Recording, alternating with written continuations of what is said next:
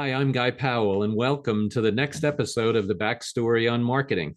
If you haven't already done so, please visit prorelevant.com and sign up for all of these episodes and podcasts. I am the author of the newly released book, The Post-COVID Marketing Machine: Prepare Your Team to Win. And you can find more information about the book at marketingmachine.prorelevant.com. Today, we're speaking with Joanne Herold, author of a new book, Living on a Smile. Joanne is a purpose-driven executive and brings more than 25 years of marketing expertise for iconic brands. She has served as CMO for the Honey Baked Ham Company twice. She was also CMO for Interface, VP of Brand Marketing at Arby's, and owned her own marketing firm. She has an MBA in international business from Mercer University and has an undergraduate degree from Mississippi State University. And she's also an adjunct professor at Mercer University and at GSU. She was the recipient of Atlanta AMA's Lifetime Achievement Award and 2 Emmy Awards from the American Marketing Association here in Atlanta. And lastly, she is now the author of Living on a Smile: 16 Ways to Live a Big Life and Lead with Love. Welcome, Joanne. Thank you, Guy. It's awesome to see you. I Yeah, know we have a lot in common with the AMA and all the marketing work you do in the community too. yeah, absolutely. And yeah, been on the AMA a long time, and I know you've been on. We're on there also a long time, and it really is a great way to support the marketing community here in Atlanta. Absolutely. It's one of my favorite marketing associations and have been involved for many, many years. And I think it's just a terrific organization. Yeah, thank you. And I couldn't agree with you more. So, well, with that, then tell us a little bit about your backstory on how you got into marketing. Well, it's funny. I never imagined when I started at McDonald's as a star. And what that means is I was the store area representative and wore the Hamburglar costume and gave the birthday parties and worked the drive-through window, that it would create a love for marketing. And what I learned from that experience is that I love serving others and that food and iconic brands are a great way to do that. And so through that, and it really was a marketing job. Did my undergraduate and got a degree in PR, communications, and journalism, and then just started my career in marketing and really started at the bottom and worked my way up through the ranks and have just loved my career in marketing. Yeah, absolutely. And you certainly did very well going up in your career and up the ladder, and CMO and 3 different times, and Arby's and McDonald's. And but most of all, though, I'm really proud that you were the Hamburglar. That's Yes. definitely something to be proud of. It, yes, it is. It is. I'll have to one of these days try and find those old photos. Yeah, that's definitely something you got to put on Instagram. Can you recognize this person? Yes. It was Yes. I think I got to wear it because the costume was a small size and I got to run around and greet people in the costume. Yeah, exactly. Well, I'm kind of tall, as you know, and I used to do some amateur acting, and what really upset me was I never got cast as a small part in a small part, or as a short character rather. Funny. Anyways, so you've now left Honey Baked Ham, and you've started a consulting company. Tell us about that. Yeah, that's been a lot of fun. I've been doing some work with Georgia State University and love them, and heading with a professor, the Georgia State Marketing Roundtable. That's a great group of chief marketing officers from around town, and doing just a lot of different fun projects with clients also. So I'm really enjoying the consulting work and advising others and leveraging the marketing experience for other brands. Yeah, absolutely. And one of the things with a background like yours is you have a wealth of hands-on experience and working, of course, working yourself up the ranks and things like that. So being able to share that and also see the results of your efforts across a handful of brands is a lot of fun, I'm sure. It is. And I'm doing a lot of work also in the purpose and sustainability area. So excited about that as well. Yeah, yeah, yeah. And that's definitely one of the certainly the hot topics here in marketing. Sustainability, but also diversity, equity, and inclusion, and things like that. So that's a great place to be. That's for sure. Absolutely. Thank you. Yeah. So now you just recently left Honey Baked Ham. So what were some of your biggest challenges there? Well, Honey Bake's an awesome brand, awesome company, doing really well. The consumers love it. The brand did a great job during COVID as far as leveraging technology to serve the customer, and that would be through buy online, pick up in store, curbside. Did a lot of work on the technology side to make it easy for consumers to shop. And of course, it's a beloved brand and delicious. We overcame a lot of challenges during that time, and the brand continues to do really well. Yeah, we always have the challenge. We like to have a turkey for Christmas and or a ham for Christmas, and it's kind of like, okay, do we do the honey baked this year or do we do the turkey? So yeah, the honey baked is for Christmas is just awesome. Yeah, they it's also great during the every day they've got great meals and great solutions. Yeah, and I would imagine that as well, and certainly with the stores and even year round, you can certainly get and purchase a ham. But at the end of the year for Christmas or potentially even Thanksgiving, that has to provide some enormous challenges just to make sure you can meet that demand and stuff like that. I'm always impressed with how well companies like yours do in that case. Yeah, a lot of planning, a lot of cross-functional work goes into making it, you know, supplying the demand. Yep, yep, absolutely. So, as a marketing leader, then what do you see as the most important aspects of a leader that you've been using and learning and improving on over the last years, and then also now some of those are in your book, I'm sure. So, what are hmm some of those qualities that you'd like to maybe discuss? Well, I think leadership, it's important to know the team and have a relationship and understand where everybody is. Communications, obviously, also a key, and for the team to really understand the whys and what's going on. Why are we going in this direction? So that's very important. Um, Engagement and keeping everybody involved.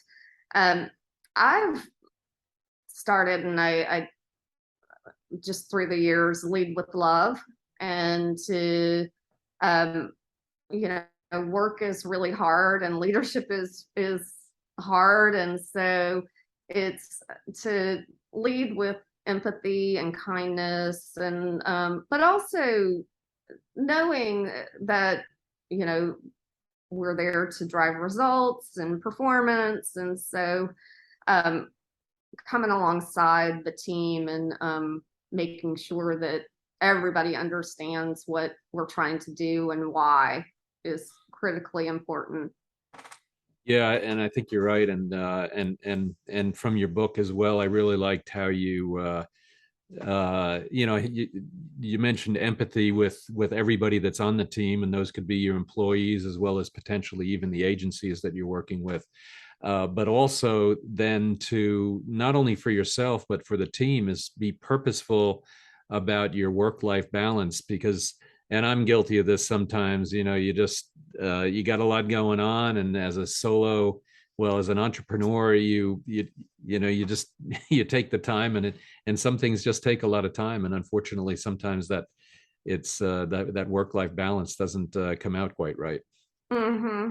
Yeah, I agree. I think it's important to prioritize and to make sure you're looking at the big rocks, and the big rocks can be family and health, and as well as all the work, and just making sure that um, all those big rocks are prioritized. And I am very purposeful about time and time management, and um, every day make sure that the days and the time is focused on what's most important, and whether that's getting a big project done or working, exercise or family.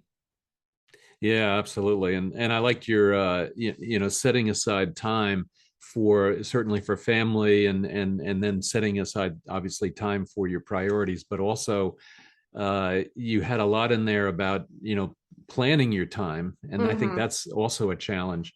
And making sure that you have whatever it is, a 3-year goal and then a 1-year goal to help to get to the 3-year goal, and then what am I doing today, and what are some of the challenges that are going to hinder me from getting there. I really liked what you talked about on that. Oh, thank you. I used to use Covey, and now I use what's called a full focus planner, and it helps map out overall goals, and then daily goals, weekly goals, monthly goals. And so for me, it's been a great tool book. Mm. Yeah, yeah, and you can see it. I mean, obviously through your career and what you've been able to achieve, that's fantastic. Oh, I liked, I liked one thing that you had as well, and maybe you could expound on that. It's the thinking in 3D. I thought that concept was pretty interesting. so that concept came from a boss at Interface who was the CEO, and he liked people who could think not only verbally but also think ahead and visualize, and take an idea and really bring it to life. And so he's the one that coined that term, and but I've adopted it from him and used it. Yeah, absolutely. Well, I thought that made so much sense because sometimes, and it's so easy to get focused on whatever that immediate urgent thing is, and then realizing that the urgent thing may not be the most important thing. And then number one, and then number two is, what are kind of the long-term consequences of what it is that you're working on today? And it's easy for all of us to get to lose sight of that. It's so true. Yeah, yeah. So I like your idea of planning, and I think that just makes so much sense. I do something similar to that, maybe not as rigorous, but it really does help to make sure that you get a little bit of work-life balance in there. I'm not probably as good as I am or should be, but nevertheless, I do like your point about the planning. Uh, What tool do you use? well, I do a weekly, a monthly, and a 90-day. I don't go Yeah. past 90 days, but I do a weekly, monthly, and 90 days. And I mean, obviously, the 90 days is kind of also includes some long-term stuff in there, but uh, it's so easy to see how those things can get lost in the sauce, and if I don't put it in specifically into one of those buckets, then it does get lost in the sauce. And so that's kind of what I do. I don't use the Franklin Covey or the other method that you're talking about, but for me that seems to work out pretty good. And then of course there's a daily. I mean, I've got a daily planner that I every day I'm writing stuff down, and then review it. And so maybe that's why I don't have as good a work-life balance as you do. I don't know. Oh. Yeah, Well, yeah, I don't think there's ever any perfect balance though. Sometimes work is out of balance or life is out of balance. And so um I don't think there's anybody or any time where it's absolutely perfectly balanced. yeah. Yeah. And then I think you're probably right. And sometimes you got to take a little more. And then sometimes, you got to just have a day off. But you got to plan that in. You have to plan that in, especially when you're Absolutely. in leadership, because everybody else is kind of depending upon you. And if you're out for that day, they got to, know how to depend on you without you being there. So yeah, absolutely. So I also liked the imposter syndrome and the challenges or the problems that can cause. Tell us a little bit about that. So that is, and I think a lot of people have it, even actors and actresses and great performers have it. And so much of it is believing and being confident, knowing that you can do something. And then also sometimes it's fake it until you make it, and just, you know, um, going out there and doing something and being being confident and believing in it. Yeah, yeah, yeah. And yeah, and I think I have that once in a while. And I don't know, obviously, I've been doing my stuff for a long time. You have as well. And you would think that we would be 100% confident in anything, that's related to what we know. And yet, every once in a while, you're just not, it's not confidence maybe, but you're just not, you're a little reticent to kind of blow your own horn, or Hmm. and that's I think what really hit home with me when you were expounding on that, and when I was reading about that in your book. Oh, yeah, it's so true. Yeah, yeah, yeah. So now I also liked that you are a recovering perfectionist, and and Yeah, it's what I used to do, and I probably still do it a little bit. I would try to wait until everything was perfect to share some of the work. And what I've learned over time is, now I share early, often, get people involved, because I think it makes a better work product. And then, everybody's real engaged versus trying to, have everything designed and all the I's dotted and T's crossed. Um, so, so that's something that, just I've learned. And I think that's hard. I think especially for a younger marketer, I think that's really hard. I know I'm definitely a recovering perfectionist, and it's really only been in the last couple of years that I'm more willing to share earlier on, because I'd like to get things as far along as you can and then share it, as opposed to kind of getting them 80% and sharing it and getting feedback on the 80% and then also direction on the 20. And so I will admit that really hit home for me. yeah, yeah, Yeah. same. So how do you impart that into your the folks that are working for you? Do you? I guess that goes back to leading with love. And so realizing that when somebody comes to me with a work product, it's, it may not be all the way perfect or baked or whatever term that is. And so it gives me the chance to work with them and, to help craft whatever the assignment is, and to teach and to mentor and to be a part of it.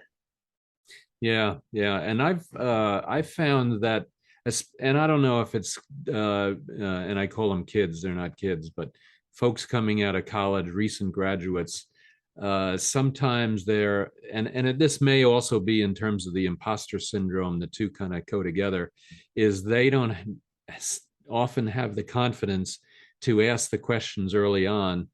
And what I've found is that if I don't check in with them very often, then they'll go off on a tangent, and it, not that it's necessarily wrong, but it isn't the priority.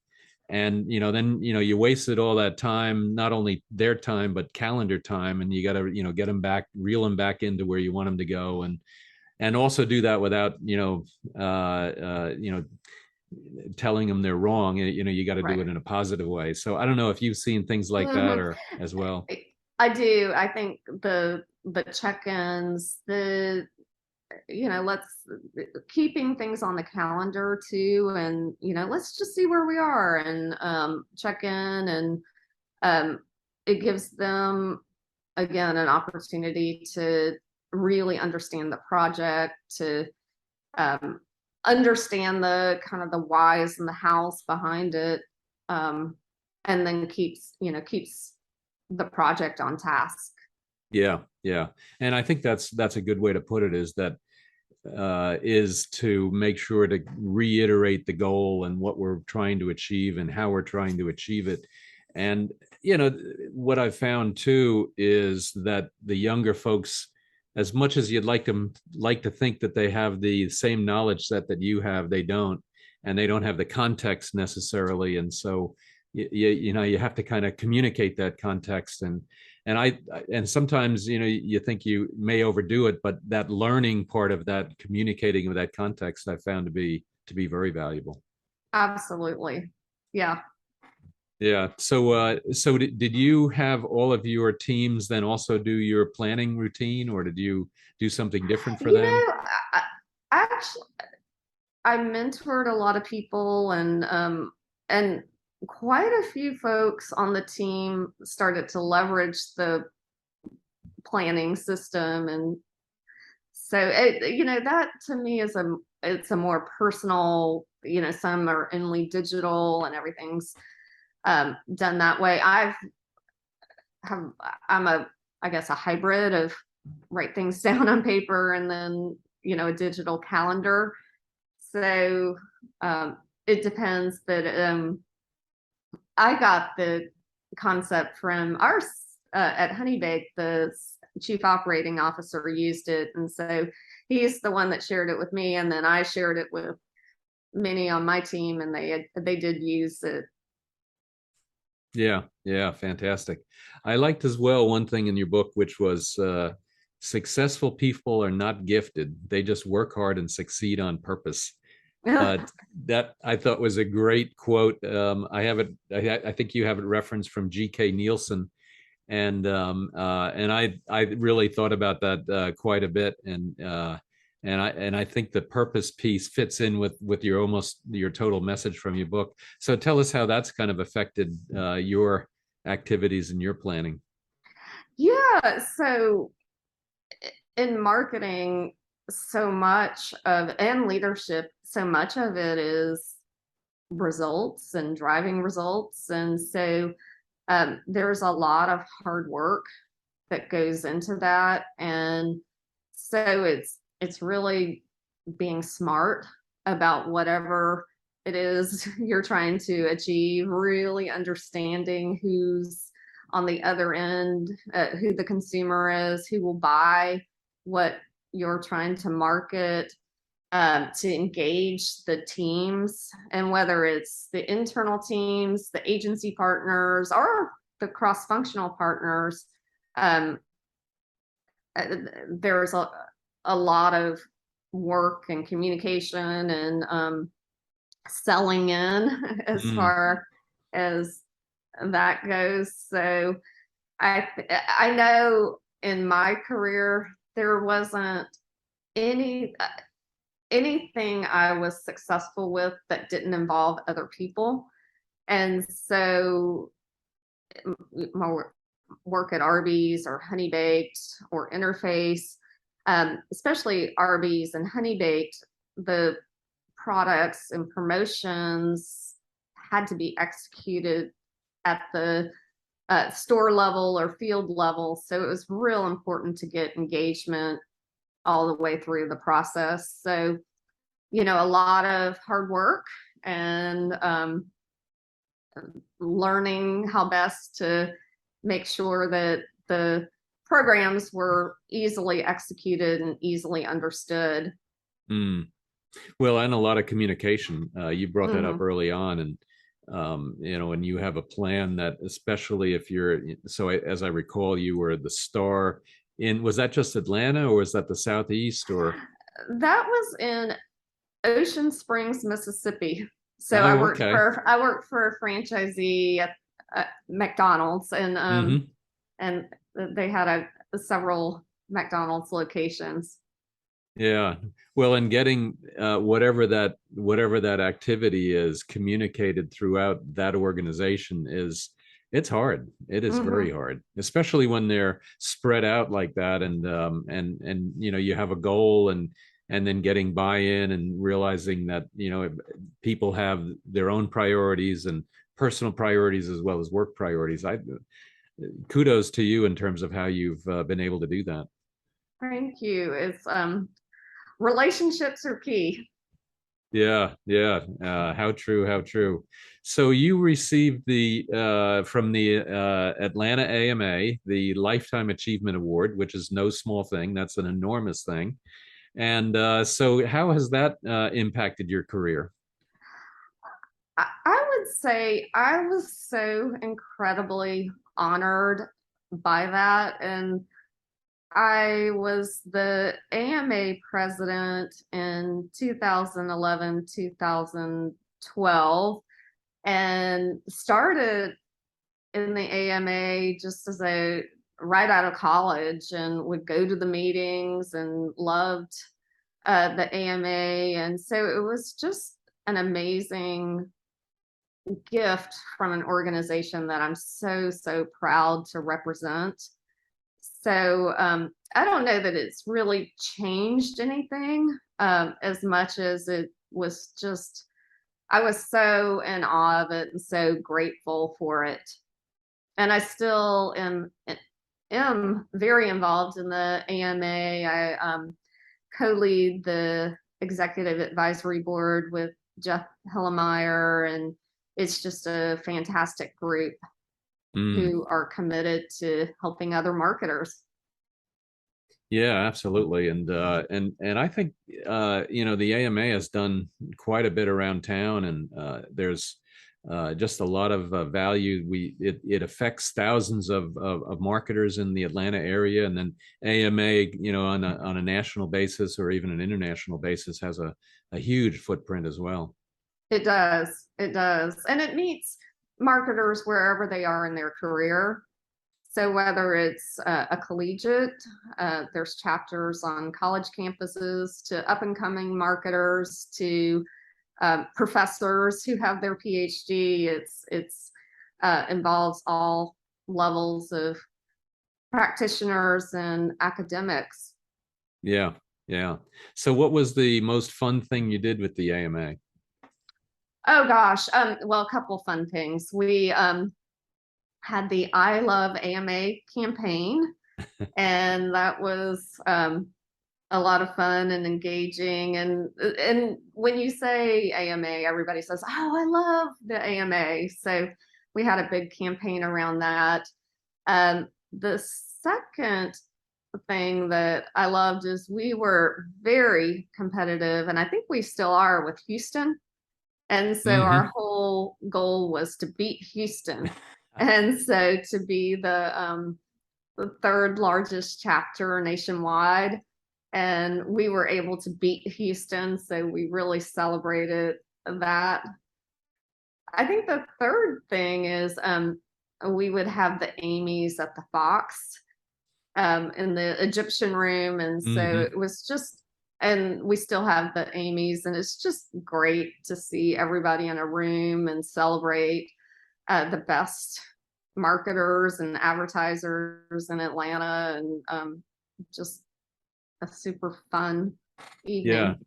yeah, it sure is. And yeah, I remember being at the doing the event at the Fox, and yeah, that room down there, and then just the energy when the before the awards were given out, we were in that Egyptian room, and the energy is just incredible. And then being able to see, marketers both on the agency side and the corporate side, and then to see what they've done and the creativity that has gone into their work, and really how it not only helps the company, but it can inspire people to do things that they might not otherwise do. Hmm. Absolutely. And that's what I like about the AMA. Now, one of the things that I'm involved in with the AMA as well is the mentorship program, And I find that to be, incredibly valuable. And it teaches me as well, how to work with junior marketers or first, early marketers in their career.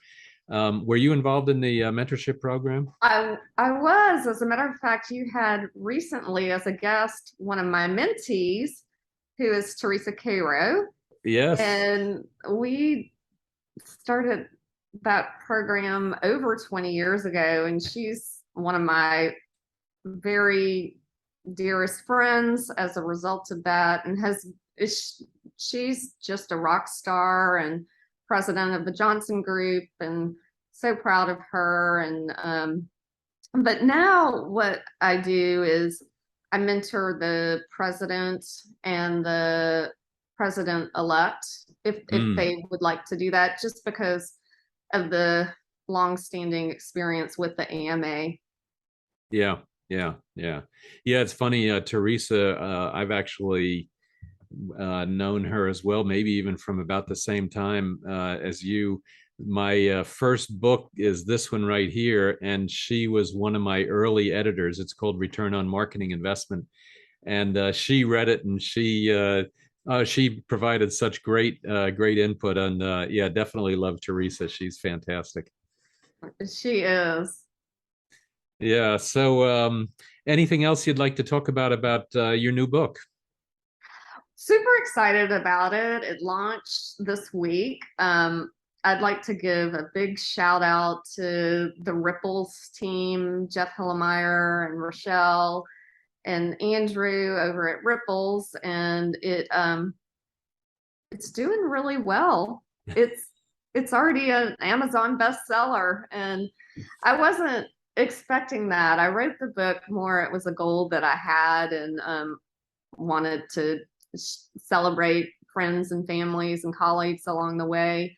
So the that it's selling well is just a lucky strike draw, I guess, or a fun part of it. But Well, um, no, as a successful marketer, then marketing a book or marketing ham, there's certain concepts that go together there. Yeah, that's fantastic. Yeah, being Amazon #1 bestseller, that's a big deal. Congratulations on that. oh, thank you. It was the number one new release. Oh, nice. Yeah. Very nice. Yeah, I was as I was reading through it, I really liked the personal stories and the business stories, and then how you brought everything together. I think you really did a great job on that, and it's something that can be read, and there's a lot of different points that you have to jot down, because they're just so valuable to how you manage and plan your career, and also your work life balance. Oh, thank you. Thank you. Yeah. Well, from a fellow author, I appreciate that. I know you know what writing the book's actually the easiest part.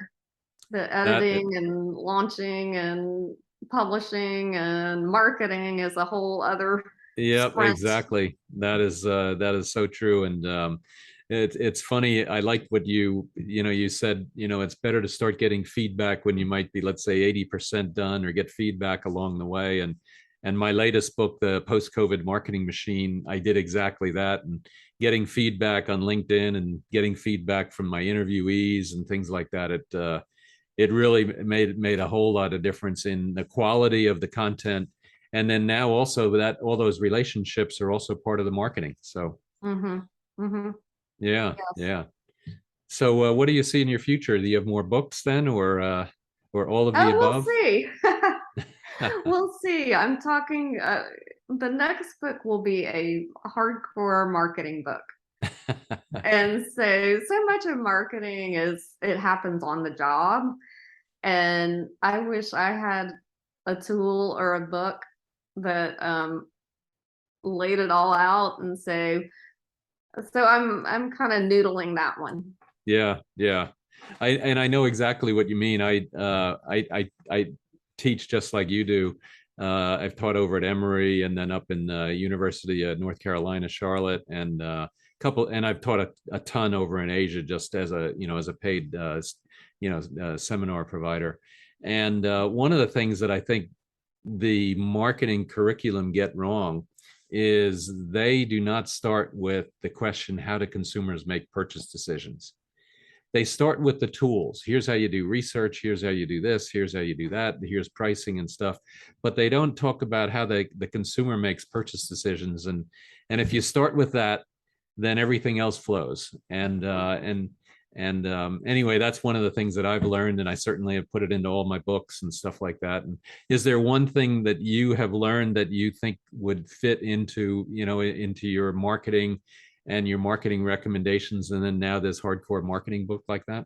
Well, I'm thinking through it. No, the consumer landscape has changed so much, Mm, and there is no other function that's under siege as much as marketing.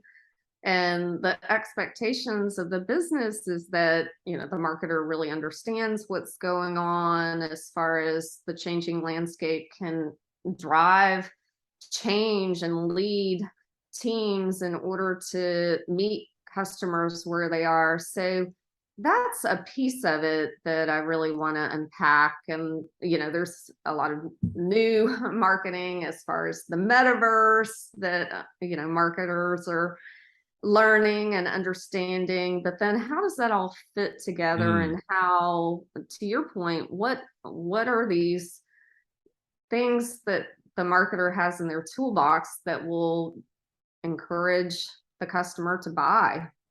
right, right. And to your point, with the landscape changing so much, I have I, I don't know. I don't know if it was surprised or whatever, but how well TikTok has done and Oh, what TikTok can do. It's mind-boggling. well, it is. People think it's a platform for younger kids. I think their average age is around 36. And it's just a huge population of users, and it's so entertaining and fun and simple and um, easy to use. As a matter Yeah. of fact, I have a fellow marketer who is he and I did not know this. He told me a couple of days ago. He said, "Did you know I'm a TikTok star?" And I said, "No." And his name is David Gerson, and he works for TK Elevators. And so he and I work together at Interface, but he refs on the side. So he's a soccer referee, and Mm. he's got all these funny videos, and they just went viral. And so people now recognize him at when he's traveling. They're like, "Oh, you're the refs you need love too guy." And so it's just a super fun platform. It is. I'm just now getting into it, and the thing is, for me though, I can't watch it. I mean, I got to limit my time. I got to Yeah. plan my time. 5 minutes. That's all you get, And I'm flipping through, and some of them are, you're right. Some of them are so creative, but yet for business, a friend of mine, he's put out, I don't know, maybe 50, 75 TikToks, and he has one, and these are on leadership, on Mm-hmm. business leadership. And he Mm-hmm. does target, though, a younger audience. So if you're like early in your career, then what are some of the things to help you to advance your career and then be a leader in your career? And I was on the phone with him for about an hour, I don't know, maybe 2 weeks ago, and he says, "Yeah, I've got one that's it's got 500,000 views so far." And then while we were talking, he got like another 200 views. It was just incredible. And that kind of engagement and that kind of following can really make a difference for a brand if you can figure out how to use it. And and that one, I think, is definitely one of those things that's sideswiping Facebook and other platforms. And then I think you're right. The metaverse is still in its infant stages. There's a lot there yet, and I don't Mm-hmm. know if you've had any thoughts on where that or how that could be used. It's absolutely something I'm watching closely and learning about. And I mentioned the Georgia State Marketing Roundtable. We've got somebody coming in from Google to talk to us more about it. I know some clients are using it, and even the Atlanta Convention and Visitors Bureau is testing out, and it makes a lot of sense if you've got a space and you want to capture visitors or consumers' attention. Mm. So yeah, I'm excited to continue to learn and work with it. Yeah, absolutely. And I'm interested in seeing some good case studies on it. There's been a couple out there so far, and even here in Atlanta, there was a case study on I think it was Oshkosh. They did something in the Carter's. metaverse, Hmm. and so I'm looking forward to seeing more and seeing how that can really work out. So, anything else you'd like to bring up about your book Well, or whatever? you can go on Amazon and look for Living on a Smile. It's there. And for anybody listening who buys it, let me know, and would love to catch up and hear your thoughts on it. So just very excited about it. Yeah, absolutely, and it's a great read. I'm about halfway through right now, and I will admit I've written down probably a half a page, maybe a three quarters of a page of little notes and stuff like that. And so, and that's for me when I read a book, that's exactly what I want to get out of it. And yours definitely delivered. Oh, thank you. Well, one part of after each chapter, I have a field guide or a toolkit for the reader to write their purpose statement or elevator speech or strengths. And so I really wanted it to be a guidebook and useful, and for the reader to have the pause and to be able to take some of the learnings that I've shared from others and use it for themselves. Yeah, absolutely, and no question that you can do that, and it is very well structured for that. So, Joanne, thank you so much. I'm so glad we were able to talk, and thanks you for participating in my podcast. And hopefully, this and our audience will purchase your book and learn more about what you've been doing and how you structured a lot of your leadership in your life, so that you can do better things and do more things. So, thank you so Thank, much. thank you so much, Guy. Yeah, absolutely. And also to find her book, again, it can be found on Amazon, and it's Living with a Smile. And you can look that up, real easy to find. And for everybody, please do that. Otherwise, stay tuned for more videos on my series of the backstory on marketing. And if you get a chance, please rank these podcasts with 5 stars. Joanne, thank you so much. Thank you.